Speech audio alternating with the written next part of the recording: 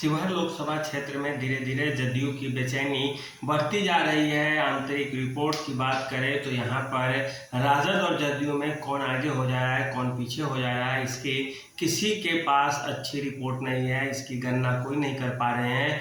राजद की बात करें तो यहाँ से रितु जायसवाल को टिकट दे करके, जो वैसे समाज से आती है, एक नए समीकरण को इस लोकसभा क्षेत्र में बना रही है। यहाँ पे दरअसल देखें तो पहले जो यादव मुस्लिम समीकरण हुआ करता था, उसमें से अब दलित वर्ग की भी एक दो जातियां उसमें अब शामिल होती हुई दिख रही है। और इससे रितु जायसवाल जो राजद की प्रत्याशी है, उनका जोश सातवें आसमान पे है और उनका जो पारा है वो एक तरह से हाई है। इसे पॉजिटिव वे में समझे आप तो रितु जायसवाल जो अब तक समझ रही थी कि केवल हम माई समीकरण, मुस्लिम यादव समीकरण के साथ आगे बढ़ेंगे, उसमें अब धीरे धीरे उनका सुनने में आ रहा है कि वैश्य जाति की, वैश्य वर्ग का भी कुछ जातियां उनके साथ आ रही हैं और इसके साथ ही साथ दलित तबके से भी कुछ एक दो जातियों का वोट उनकी तरफ खींचता हुआ दिख रहा है। और इससे जदयू खेमे में बेचैनी बढ़ रही है। जदयू एक भी गलती नहीं करना चाहती है। लवली आनंद जो चुनाव लड़ रही है जदयू के सीट से, वो राजपूत जाति से आती है और इस क्षेत्र में राजपूतों की संख्या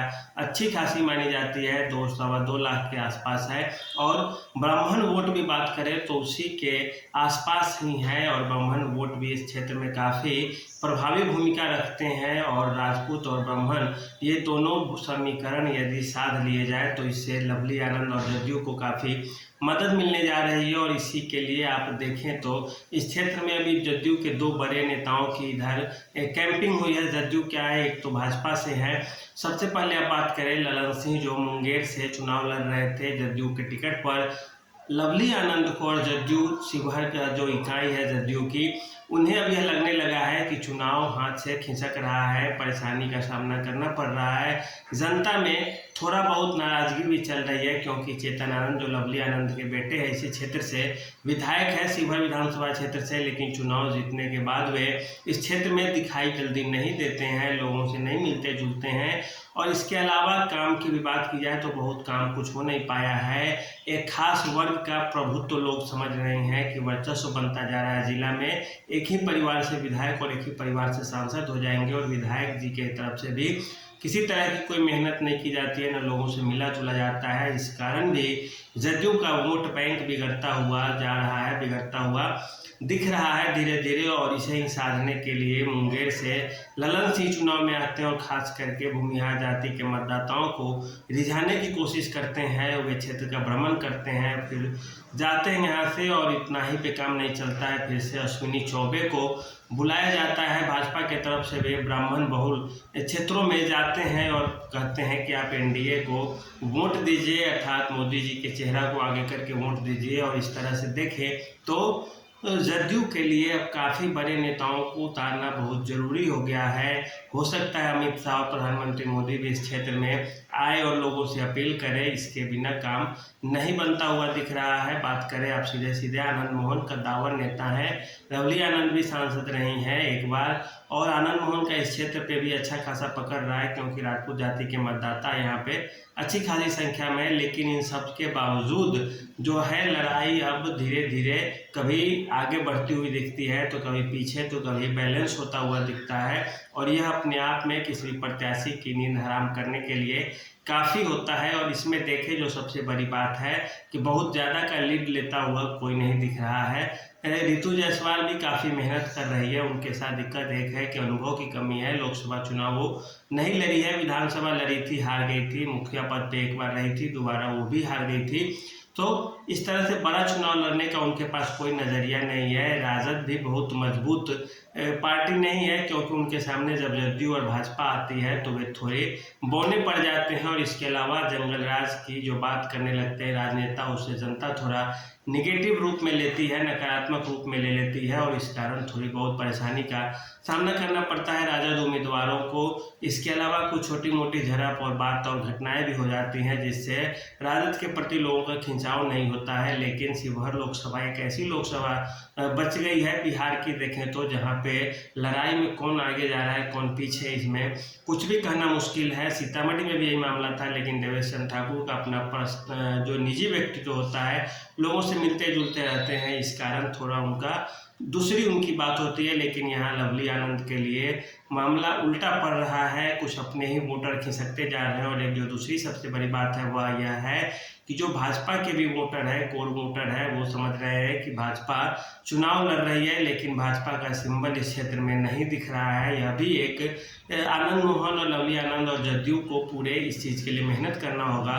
जदयू के विधायक जो है सरफुद्दीन, वो काफ़ी मेहनत भी कर रहे हैं इस इलाके में मुस्लिम वोट लाने के लिए, मुस्लिम नेताओं से मिलने के लिए, लेकिन क्या वह सही में अपनी ओर खींच पाएंगे।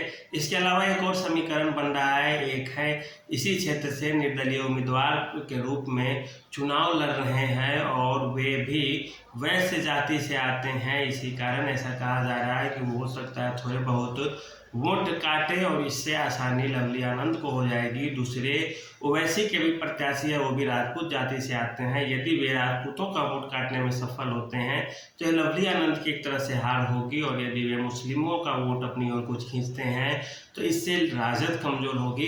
तो इस तरह से कुल मिलाकर देखें आप तो अखिलेश्वर दास भी जो निर्दलीय चुनाव लड़ रहे हैं और ओवैसी की पार्टी से जो चुनाव लड़ रहे हैं, ये दोनों समीकरण कभी इधर कर दे रहे हैं, कभी उधर कर दे रहे हैं और कुछ भी कहना यहाँ पे मुश्किल लग रहा है, मुश्किल दिख रहा है। और यही है, जदयू को यदि सीटें निकालनी है तो उन्हें और काफ़ी ज़्यादा संख्या में मेहनत करनी होगी ताकि मतदाताओं को लुभाया जाए और विधायक चेतन आनंद से जो थोड़ी बहुत नाराज़गी है लोगों के अंदर, उसे भी दूर किया जाए। सही बात है, लोकसभा चुनाव केंद्रीय नेतृत्व के नाम पर लड़ा जाता है, लेकिन फिर भी क्षेत्रीय समीकरणों को, क्षेत्रीय समस्याओं को, क्षेत्रीय मुद्दों को, निजी व्यक्तित्व को आप दरकिनार करके नहीं चल सकते हैं। और इसी चीज़ से जदयू की साठगांठ थोड़ी बहुत गड़बड़ होती हुई दिख रही है। देखिए आनंद मोहन अनुभवी नेता है, कैसे समीकरण को अपने पक्ष में करते हैं यह तो समय बताएगा।